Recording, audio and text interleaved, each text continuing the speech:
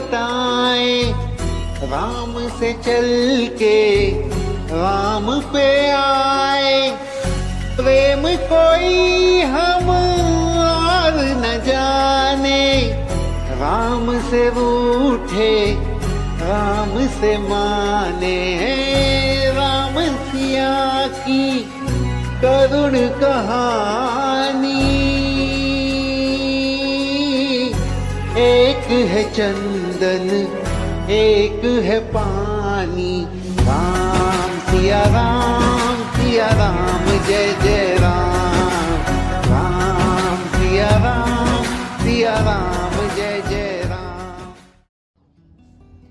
राम राम दोस्तों, मैं हूँ रेणु भाटिया और आप सुन रहे हैं Rab Katha presents Valmiki Ramayana as it is. ये है 54th एपिसोड किष्किंधा कांड भाग 2। हनुमान जी की यह बात सुनकर श्री रामचंद्र जी का मुख प्रसन्नता से खिल उठा।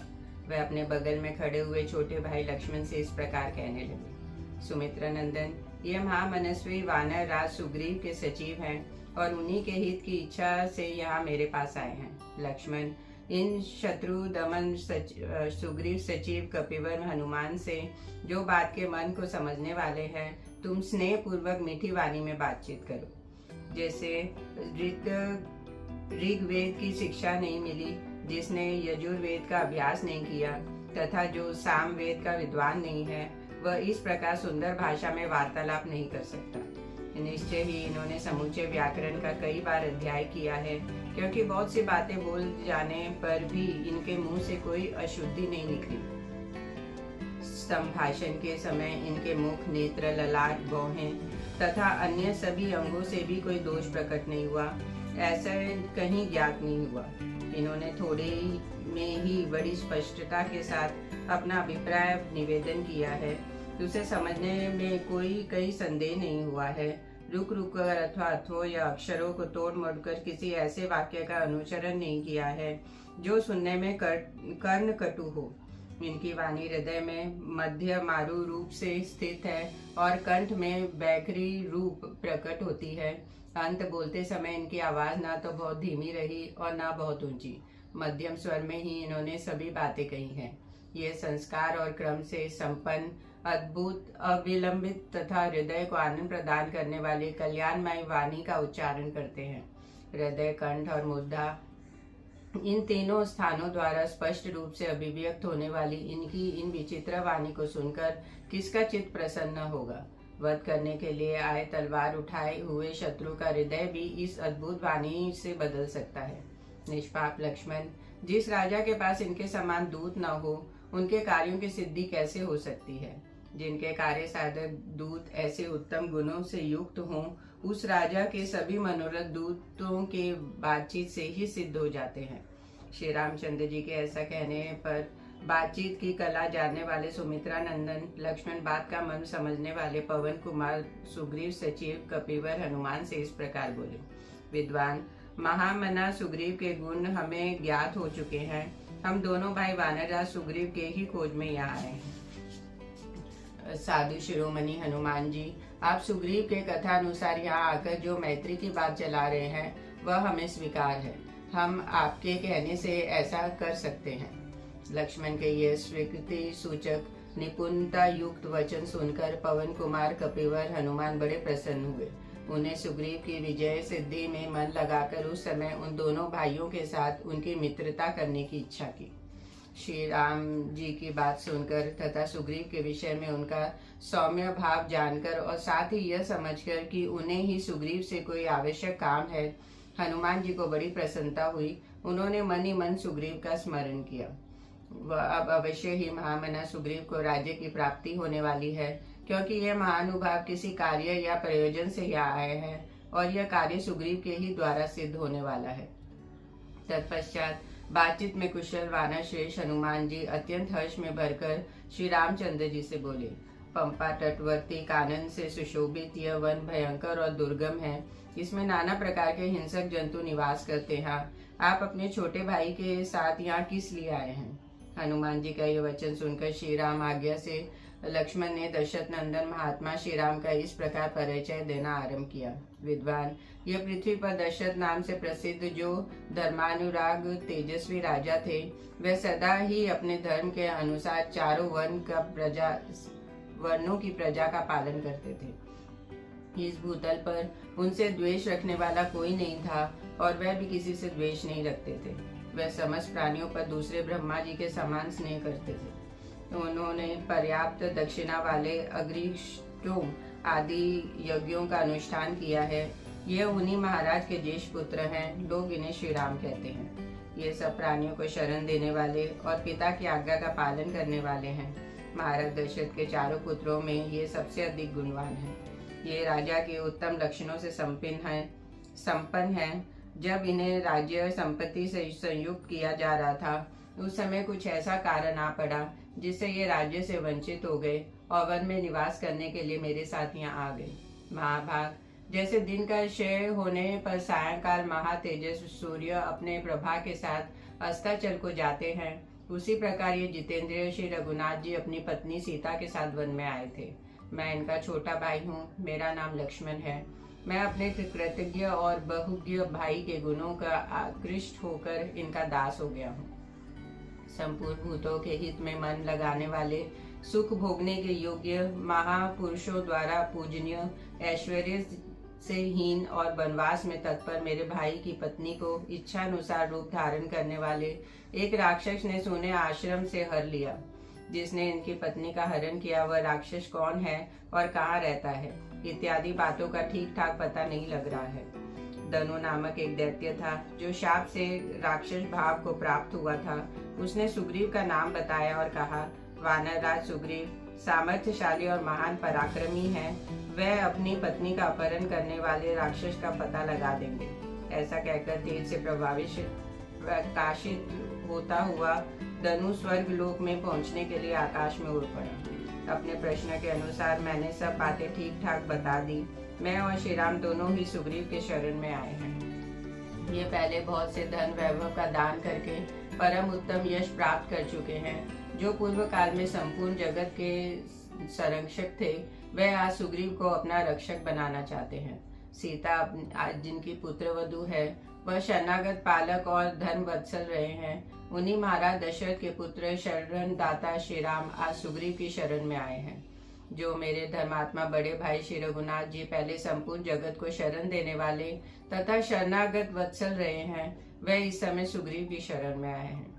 जिनके प्रसन्न होने पर सदा यह सारी प्रजा प्रसन्नता से खिल उठती थी, वह ही श्री राम आज वानरराज सुग्रीव की प्रसन्नता करना चाहते हैं। जिन राजा दशरथ ने सदा अपने यहाँ आए हुए भूमंडल के स्वर्ग सद्गुण संपन्न समस्त राजाओं का निरंतर सम्मान किया, उन्हीं के ये त्रिभुवन विख्यात ज्येष्ठ पुत्र श्री राम आज वानरराज सुग्रीव की शरण में आए हैं। श्री राम शोक से अभिभूत और आर्त होकर शरण में आए हैं। युद्धपतियों सहित सुग्रीव को इन पर कृपा करनी चाहिए। नेत्रों से आंसू बहाकर करुणाजनक स्वर में ऐसी बातें कहते हुए सुमित्रा कुमार लक्ष्मण से कुशल वक्ता हनुमान जी ने इस प्रकार कहा, राजकुमारों, वानरराज सुग्रीव को आप जैसे बुद्धिमान, क्रोध विजयी और जितेंद्रिय पुरुषों से मिलने की आवश्यकता थी। सौभाग्य की बात है कि आपने स्वयं ही दर्शन दे दिया। वह भी राज्य से भ्रष्ट है। वाली के साथ उनकी शत्रुता हो गई है। उनकी स्त्री का भी वाली ने ही अपहरण कर लिया है तथा इस दुष्ट भाई ने उन्हें घर से निकाल दिया है। इसलिए वे अत्यंत भयभीत होकर वन में निवास करते हैं। सूर्य नंदन सुग्रीव सीता का पता लगाने में हमारे साथ स्वयं रहकर आप दोनों का पूर्ण सहायता करेंगे। ऐसा कहकर हनुमान जी ने श्री रघुनाथ जी से स्निग्ध मधुर वाणी में कहा, अच्छा अब हम लोग सुग्रीव के पास चले। उस समय धर्मात्मा लक्ष्मण ने उपयुक्त बात कहने वाले श्री राम जी का हनुमान जी का यथोचित सम्मान किया और श्री रामचंद्र जी से कहा, भैया रघुनंदन, ये वानर श्रेष्ठ पवन कुमार हनुमान अत्यंत हर्ष से भरकर जैसी बात कह रहे हैं, उससे जान पड़ता है कि सुग्रीव को आपसे कुछ काम है। ऐसी दशा में आप अपना कार्य सिद्ध हुआ ही समझिए। इनके मुख की कांति स्पष्टता प्रसन्न दिखाई देती है और यह हर्ष से उत्फुल्ल होकर बातचीत करते हैं। अंत मेरा विश्वास है कि पवन पुत्र वीर हनुमान जी झूठ नहीं बोलेंगे। तदनंतर परम बुद्धिमान पवन पुत्र हनुमान जी उन दोनों रघुवंशी वीरों को साथ ले सुग्रीव से मिलने के लिए चले। कपिवर हनुमान जी ने भिक्षु रूप त्याग कर वानर रूप धारण कर लिया। वह उन दोनों वीरों को पीठ पर बिठाकर वहां से चल दिए।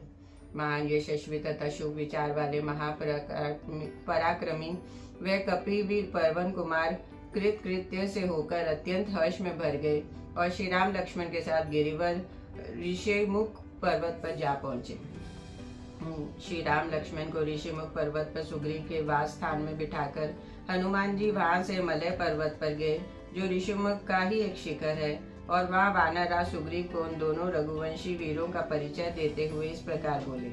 महाप्राज्ञ, जिनका पराक्रम अत्यंत दृढ़ और अमोघ है, वे श्री रामचंद्र जी अपने भाई लक्ष्मण के साथ पधारे हैं। इन श्री राम का आविर्भाव इक्ष्वाकु कुल में हुआ है। वह महाराज दशरथ के पुत्र हैं और स्वधर्म पालन के लिए संसार में विख्यात हैं। अपने पिताजी की आज्ञा का पालन करने के लिए इस वन में इनका आगमन हुआ है। जिन्होंने राजसी और अश्वमेघ यज्ञों का अनुष्ठान करके अग्निदेव को तृप्त किया है, ब्राह्मणों को बहुत सी दक्षिणाएं बांटी है और लाखों गौ दान में दी थी, जिन्होंने सत्य भाषण पूर्वक तप के द्वारा वसुधा का पालन किया है, उन्हें महाराज दशरथ के पुत्र ये श्री राम पिता द्वारा अपनी पत्नी कैकेयी के लिए दिए हुए वर का पालन करने के निमित्त इस वन में आए हैं। महात्मा श्री राम मुनियों की भांति नियम का पालन करते हुए दंडकारण्य में निवास करते थे। एक दिन रावण ने आकर सुने आश्रम से इनकी पत्नी सीता का अपहरण कर लिया। उन्हीं की खोज में आपसे सहायता लेने के लिए आपकी शरण में आए हैं। ये दोनों भाई श्री राम और लक्ष्मण आपस से मित्रता करना चाहते हैं। आप चलकर इन्हें अपनावें और इनका यथोचित सत्कार करें, क्योंकि ये दोनों ही वीर हम लोगों के लिए परम पूजनीय हैं।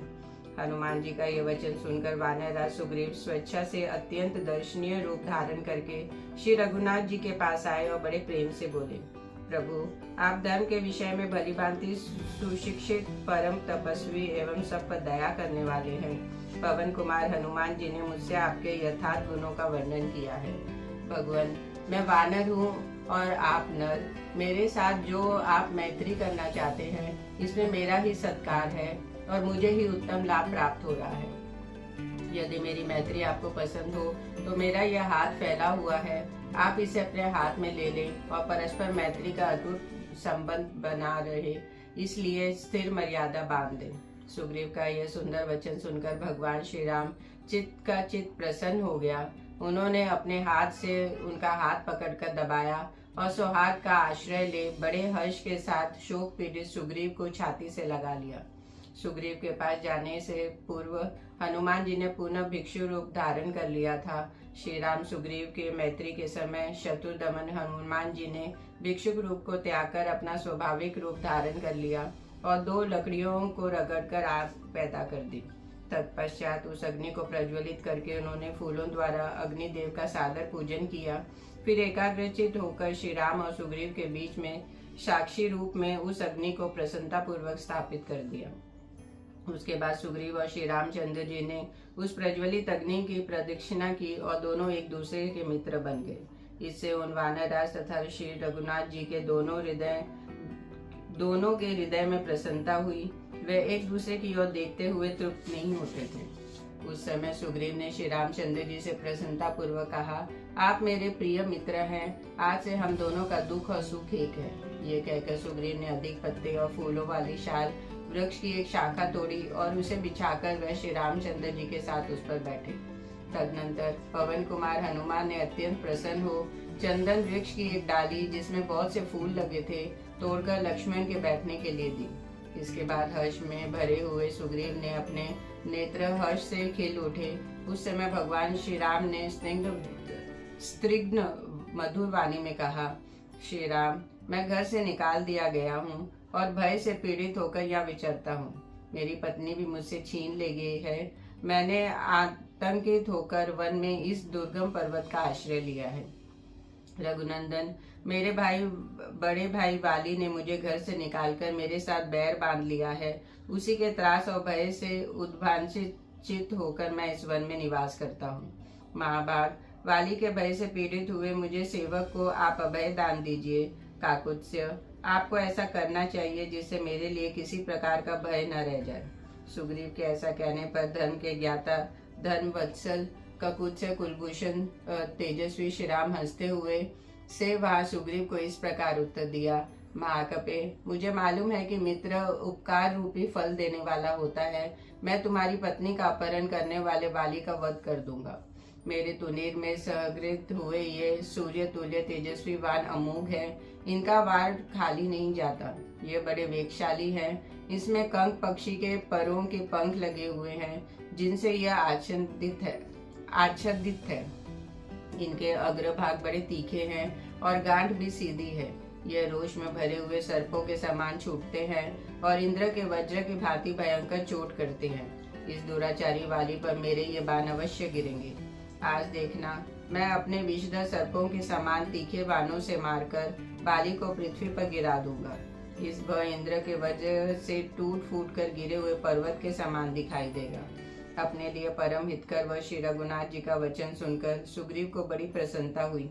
वे उत्तम वाणी में बोले, वीर पुरुष सिंह, मैं आपकी कृपा से अपनी प्यारी पत्नी तथा राज्य को प्राप्त कर सकूं, ऐसा यत्न कीजिए। नरदेव, मेरा बड़ा भाई बैरी हो गया है। आप उसकी ऐसी अवस्था कर दें जिससे वह फिर मुझे न मार सके। सुग्रीव व श्री राम की इस प्रेम पूर्वक मैत्री के प्रसंग में सीता के प्रफुल्ल कमल जैसे, कपिराज वाली के स्वर्ण जैसे तथा निशाचरों के प्रज्वलित अग्नि जैसे बाएं नेत्र एक साथ ही फड़कने लगे। सुग्रीव ने पुनः प्रसन्नता पूर्वक रघुकुल नंदन श्री राम जी से कहा, श्री राम, मेरे मंत्रियों में श्रेष्ठ सचिव ये हनुमान जी आपके विषय में वह सारा वृत्तांत बता चुके हैं, जिसके कारण आपको यह निर्जन वन में आना पड़ा है। आपके भाई लक्ष्मण के साथ जब आप वन में निवास करते थे, उस समय राक्षस रावण ने अपनी पत्नी मिथिलेश कुमारी जनक नंदिनी सीता को हर लिया।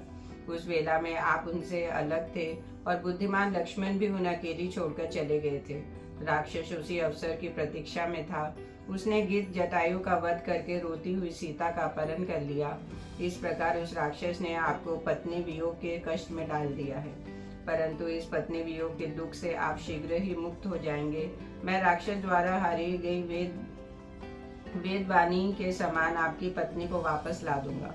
शत्रु दमन श्री राम, आपकी भार्या सीता पाताल में हो या आकाश में, मैं उन्हें ढूंढकर आपकी सेवा में समर्पित कर दूंगा। रघुनंदन, आप मेरी इस बात को सत्य माने। महाभाव, आपकी पत्नी जहर मिलाए हुए भोजन की भांति दूसरों के लिए अग्राह्य है।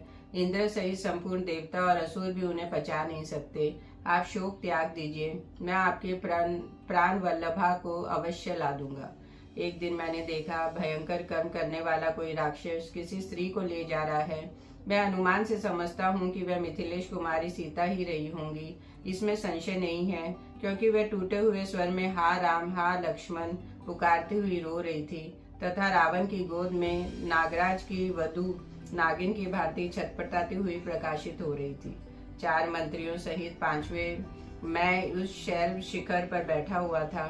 मुझे देखकर वह देवी सीता ने अपनी चादर और कई सुंदर आभूषण उस पर गिराए। रघुनंदन, मैं सब वस्तुएं हम लोगों ने लेकर रख ली। मैं अभी उन्हें लाता हूँ, आप उन्हें पहचान सकते हैं। तब श्री राम ने यह प्रिय संवाद सुनने वाले सुग्रीव से कहा, सुखे शीघ्र ले आओ, क्यों विलंब करते हो। उनके ऐसा कहने पर सुग्रीव शीघ्र ही श्री रामचंद्र जी का प्रिय करने की इच्छा से पर्वत के एक गहन गुफा में गए और चादर तथा वे आभूषण लेकर निकाल लाए। बाहर आकर वानर राज ने कहा, लीजिए ये देखिए। ऐसा कहकर श्री राम को सारे आभूषण दे दिए। उन वस्त्र और सुंदर आभूषणों को लेकर श्री रामचंद्र जी कुहागे से ढके हुए चंद्रमा की भांति आंसुओं से अवरुद्ध हो गए। सीता के स्नेहवश बहते हुए आंसुओं से उनका मुख और वक्षस्थल भीगने लगा। वह हा प्रिय ऐसा कहकर रोने लगे और धैर्य छोड़कर पृथ्वी पर गिर पड़े। उन उत्तम आभूषणों से बारंबार हृदय से लगाकर वह बिल में बैठे हुए रोष में भरे सर्प की भांति जोर जोर से सांस लेने लगे। उनके आंसुओं का वेग रुकता ही नहीं था। अपने पास खड़े हुए सुमित्रा कुमार लक्ष्मण की ओर देखकर श्री राम दीन भाव से विलाप करते हुए बोले, लक्ष्मण, देखो, राक्षस द्वारा हरी गई सीता विदय नंदिनी सीता ने यह चादर और यह गहने अपने शरीर से उतारकर पृथ्वी पर डाल दिए थे। निशाचर के द्वारा अपहृत हुई सीता के द्वारा त्यागे गए ये आभूषण निश्चय ही घास वाली भूमि पर गिरे होंगे, क्योंकि इनका रूप ज्यों कि त्यों दिखाई देता है, ये टूटे फूटे नहीं है। श्री राम के ऐसे कहने पर लक्ष्मण बोले, भैया मैं इन बाजूबंदों को तो नहीं जानता और न इन कुंडलों को ही समझ पाता हूँ कि किसके हैं, परंतु प्रतिदिन भाभी के चरणों में प्रणाम करने के कारण मैं इन दोनों नुपुरों को अवश्य पहचानता हूँ। जब श्री रघुनाथ जी ने सुग्रीव से इस प्रकार बोले, सुग्रीव तुमने तो देखा है यह भयंकर रूपधारी राक्षस मेरी प्राण प्रिय सीता को किस दिशा की ओर ले गया है, ये बताओ। मुझे महान संकट देने वाले वह राक्षस कहाँ रहता है?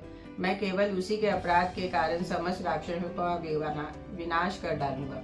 उस राक्षस ने मिथिला का अपहरण करके मेरा रोष बढ़ाकर निश्चय ही अपने जीवन का अंत करने के लिए मौत का दरवाजा खोल दिया है। वानरराज, जिस निशाचर ने मुझे धोखे में डालकर मेरा अपमान करके मेरी प्रियतमा का वन से अपहरण किया है, वह मेरा घोर शत्रु है। तुम उसका पता बताओ, मैं अभी उसे यमराज के पास पहुंचाता हूँ। श्री राम के शोक से पीड़ित होकर जब ऐसी बात कही, तब वानरराज सुग्रीव की आंखों में आंसू भर आए और वह हाथ जोड़कर अश्रुगर्द कंठ से इस प्रकार बोले, प्रभु, नीच कुल में उत्पन्न हुए उस पापात्मा राक्षस का गुप्त निवास स्थान कहाँ है? उसमें कितनी शक्ति है? उसका पराक्रम कैसा है? अथवा वो किस वंश का है? इन सब बातों का मैं सर्वथा नहीं जानता, परंतु आपके सामने सच्ची प्रतिज्ञा करके कहता हूँ कि मैं ऐसा यत्न करूंगा जिससे मिथिलेश कुमारी सीता आपको मिल जाए। इसलिए शत्रु दमन वीर, आप शोक का त्याग करें।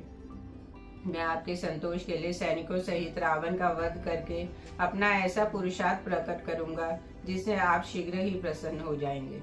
इस तरह मन में व्याकुलता लान व्यर्थ है। आपके हृदय में स्वाभाविक रूप से जो धैर्य है उसका स्मरण कीजिए। इस तरह बुद्धि और विचार को हल्का बना देना, उनकी सहज गंभीरता को खो देना आप जैसे महापुरुषों के लिए उचित नहीं है। मुझे भी पत्नी के विरह का महान कष्ट प्राप्त हुआ है, परंतु मैं इस तरह शोक नहीं करता और न धैर्य को ही छोड़ता हूँ।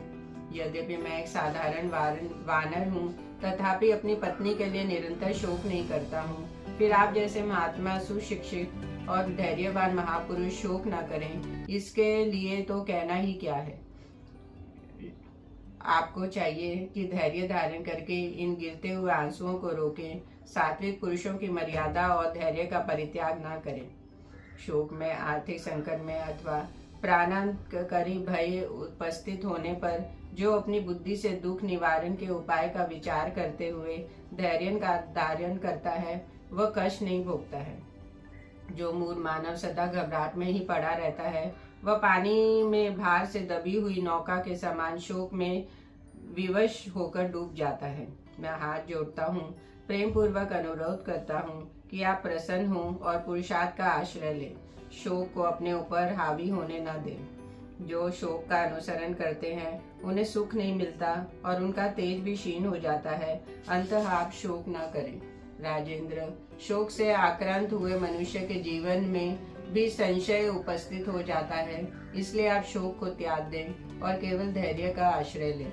मैं मित्रता के नाते हित की सलाह देता हूँ, आपको उपदेश नहीं दे रहा हूँ। आप मेरी मैत्री का आदर करते हुए कदापि शोक न करें। सुग्रीव ने जब मधुर वाणी में इस प्रकार सांत्वना दी, तब श्री रघुनाथ जी ने आंसुओं से भीगे हुए अपने मुख को वस्त्र की छोर से पोंछ लिया। सुग्रीव के वचन से शोक का परित्याग करके स्वस्थ चित्त हो ककुत्स कुलभूषण भगवान श्री राम ने मित्र व सुग्रीव को हृदय से लगा लिया और इस प्रकार कहा, सुग्रीव, एक स्नेही और हितैषी मित्र को जो कुछ करना चाहिए था वही तुमने किया है। तुम्हारा कार्य सर्वथा उचित और तुम्हारी योग्य है। सखे, तुम्हारे आश्वासन से मेरी चिंता जाती रही। अब मैं पूर्ण स्वस्थ हूँ। तुम्हारे जैसे बंधु का विशेषतः ऐसे संकट के समय मिलना कठिन होता है, परंतु तुम्हें मिथिलेश कुमारी सीता तथा रौद्र रूपधारी दुरात्मा राक्षस रावण का पता लगाने के लिए प्रयत्न करना चाहिए। साथ ही मुझे भी इस समय तुम्हारे लिए जो कुछ करना आवश्यक हो उसे बिना किसी संकोच के बताओ। वैसे जैसे वर्ष काल में अच्छे खेत में बोया हुआ बीज अवश्य फल देता है, उसी प्रकार तुम्हारा सारा मनोरथ सफल होगा। वानर श्रेष्ठ, मैंने जो अभिमान पूर्वक यह वाली के वध आदि की बात कही थी उसे तुम ठीक ही समझो। मैंने पहले भी कभी झूठ नहीं कहा है और भविष्य में भी कभी असत्य नहीं बोलूंगा।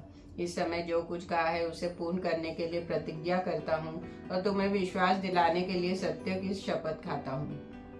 श्री रघुनाथ जी की बात, विशेषतः उनकी प्रतिज्ञा सुनकर अपने वानर मंत्रियों सहित सुग्रीव को बड़ा प्रसन्नता हुई।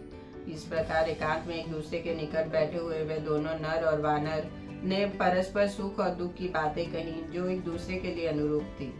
राजाधिराज महाराज श्री रघुनाथ जी की बात सुनकर वानर वीरों में प्रधान विद्वान सुग्रीव ने उस समय मन ही मन अपने कार्य को सिद्ध हुआ ही माना। श्री रामचंद्र जी की उस बात से सुग्रीव को बड़ा संतोष हुआ।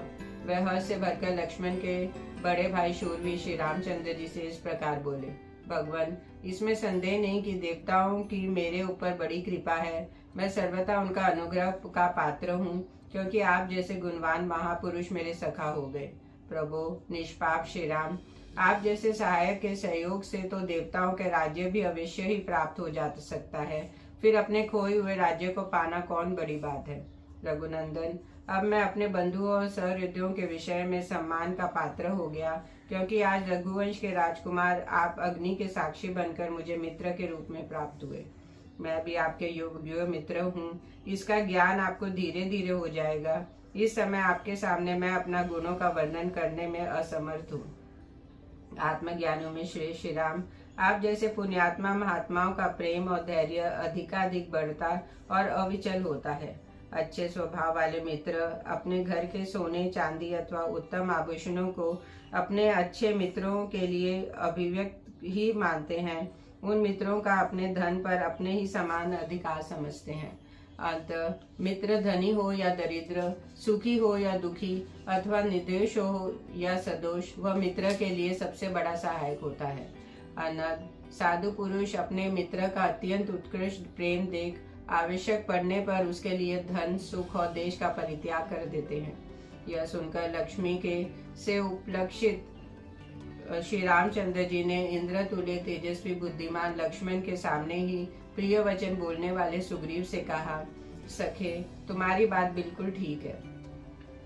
तदनंतर दूसरे दिन महाबली श्री राम और लक्ष्मण को खड़ा देख सुग्रीव ने वन में चारों ओर अपनी चंचल दृष्टि दौड़ाई।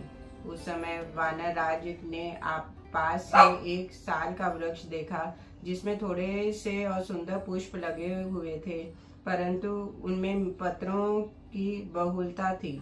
उन वृक्ष पर मंडराते हुए भौरे उनकी शोभा बढ़ा रहे थे। उसकी उस डाली को, जिसमें अधिक पत्ते थे और जो पुष्पों से सुशोभित था, सुग्रीव ने तोड़ डाला और उसे श्री राम के लिए बिछाकर वह स्वयं भी उसके साथ ही उस पर बैठ गए। उन दोनों को आसन पर विराजमान देख हनुमान जी ने भी साल की एक डाल तोड़ डाली और उस पर विनयशील लक्ष्मण को बिठाया। उस श्रेष्ठ पर्वत पर जहाँ सब और साल के पुष्प और बिखरे हुए थे, सुखपूर्वक बैठे हुए श्री राम शांत समुद्र के समान प्रसन्न दिखाई देते थे। उन्हें देखकर अत्यंत हर्ष भरे हुए सुग्रीव ने श्री राम से सुंदर वाणी में वार्तालाप आरंभ की। उस समय आनंद तरीके से उनकी वाणी लड़खड़ा जाती थी और अक्षरों का स्पष्ट उच्चारण नहीं हो पाता था।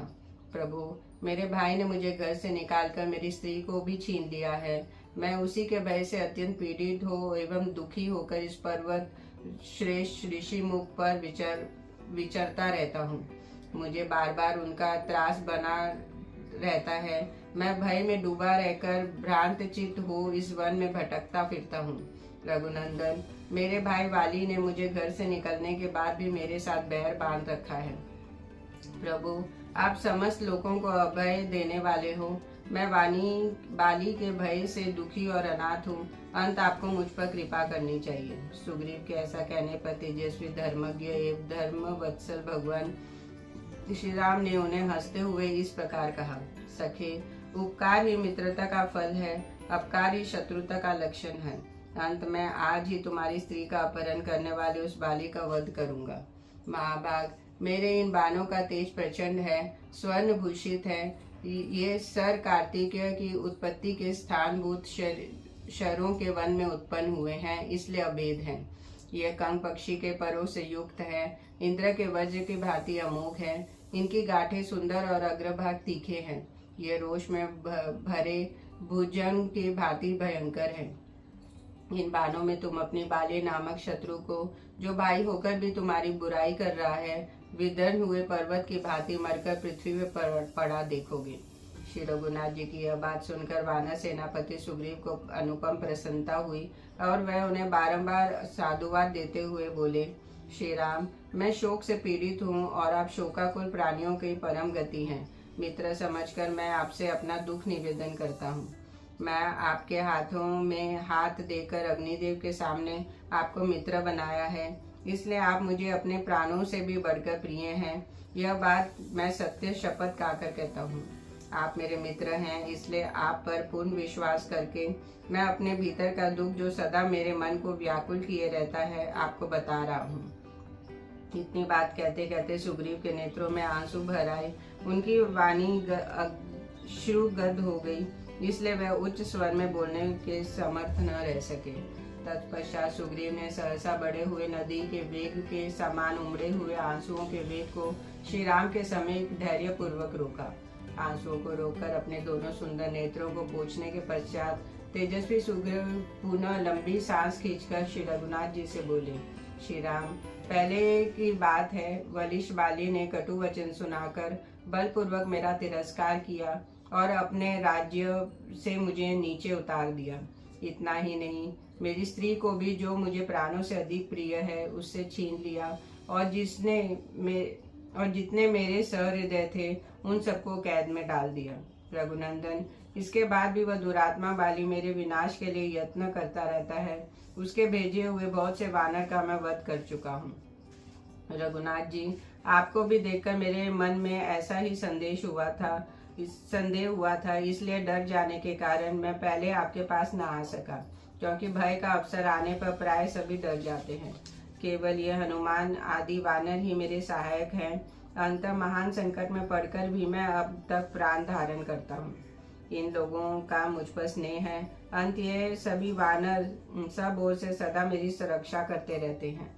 यहाँ जाना होता है वहाँ साथ जाते हैं, जब कहीं मैं ठहर जाता हूँ वहाँ वे नित्य मेरे साथ रहते हैं। रघुनंदन, यह मैंने संक्षेप में अपनी बात बतलाई है, आपके सामने विस्तार पूर्वक कहने से क्या लाभ। बाली मेरा ज्येष्ठ भाई है, फिर भी इस समय मेरा शत्रु हो गया है। उसका पराक्रम सर्वत्र विख्यात है। यद्यपि भाई का नाश भी दुख का कारण है, तथापि इस समय जो मेरा दुख है वह उसका नाश होने पर ही मिट सकता है। मेरा सुख और जीवन उसके विनाश पर निर्भर है। श्री राम, यही मेरे शोक के नाश का उपाय है। मैंने शोक से पीड़ित होने के कारण आपसे यह बात निवेदन की है, क्योंकि मित्र दुख में हो या सुख में वह अपने मित्र की सदा ही सहायता करता है। यह सुनकर श्री राम ने सुग्रीव से कहा, तुम दोनों भाइयों में बैर पड़ने का क्या कारण है, यह मैं ठीक ठाक सुनना चाहता हूँ। वानरराज, तुम लोगों की शत्रुता का कारण सुनकर तुम दोनों की प्रबलता और निर्बलता का निश्चय करके फिर तत्काल ही तुम्हें सुखी बनाने वाला उपाय करूँगा। जैसे वर्ष काल में नदी आदि का वेग बहुत बढ़ जाता है, उसी प्रकार तुम्हारे अपमानित होने की बात सुनकर मेरा प्रबल रोष बढ़ता जा रहा है और मेरे हृदय को कंपित किए देता है। मेरे धनुष चढ़ाने से पहले ही तुम अपनी सब बातें प्रसन्नता पूर्वक कह डालो, क्योंकि ज्यों ही मेरे बाण छोड़ा हुआ तुम्हारा शत्रु तत्काल काल के गाल में चला जाएगा। श्री रामचंद्र जी के ऐसा कहने पर सुग्रीव को अपने चारों वानरों के साथ अपार हर्ष हुआ। तदनंतर सुग्रीव के मुख पर प्रसन्नता छा गई और उन्होंने श्री राम को बाली के साथ बैर होने का यथार्थ कारण बताना आरंभ किया। रघुनंदन, बाली मेरे बड़े भाई हैं, उनमें शत्रु का संहार करने की शक्ति है। वह पिता अक्षरजा उनको बहुत मानते थे। बैर से पहले मेरे मन में भी उनके प्रति आदर का भाव था। पिता की मृत्यु के पश्चात मंत्रियों ने उन्हें ज्येष्ठ समझकर वानरों का राजा बनाया। वह सबको बड़े प्रिय थे, इसलिए किष्किंधा के राज्य पर प्रतिष्ठित किए गए। वह पितामह के विशाल राज्य का शासन करने लगे और मैं हर समय विनती भाव से दास की भांति उनकी सेवा में रहने लगा। उन दिनों मायावी नामक एक तेजस्वी दानव रहता था, जो मय दानव का पुत्र और दुंदुभि का बड़ा भाई था। उसके साथ वाली का स्त्री के कारण बड़ा बैर हो गया था। एक दिन आधी रात के समय जब सब लोग सो रहे थे, मायावी किष्किंधापुरी के दरवाजे पर आया और क्रोध से भरकर गरजना और बाली को युद्ध के लिए लड़काने लगा। उस समय मेरे भाई सो रहे थे। उनका नाद सुनकर उनकी नींद खुल गई और उसने उस राक्षस को ललकार कर सही नहीं गई। अंत वह तत्काल वेग पूर्वक घर से निकले। जब वह क्रोध करके उस श्रेष्ठ असुर को मारने के लिए निकले, उस समय मैंने तथा अंतपुरी की स्त्रियों ने पैर पकड़कर उन्हें जाने से रोका, परंतु महाबाली हम सबको हटाकर निकल पड़े। तब मैं भी स्नेहवश बाली के साथ ही बाहर निकला। उस असुर ने मेरे भाई को देखा और कुछ दूर पर खड़े हुए मेरे ऊपर भी दृष्टि पड़ी। फिर वह भय से थर्रा उठा और बड़े जोर से भागा। उसके भयभीत होकर भागने पर हम दोनों भाइयों ने बड़ी तेजी के साथ उसका पीछा किया। उस समय उदित हुए चंद्रमा ने हमारे मार्ग को भी प्रकाशित कर दिया। आगे जाने पर धरती में एक बहुत बड़ा बिल था जो घास फूस से ढका हुआ था। उसमें प्रवेश करना अत्यंत कठिन था। वह असुर बड़े वेग से उस बिल में जा घुसा। वहां पहुंचकर हम दोनों ठहर गए। जय श्री राम।